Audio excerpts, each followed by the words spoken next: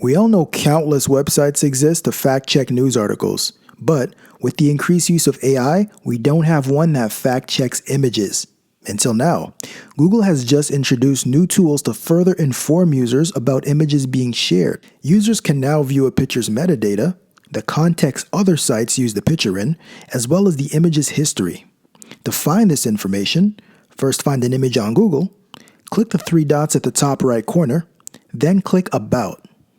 This feature initially rolled out earlier this year to a small pool of users, but is now available to all English language speakers.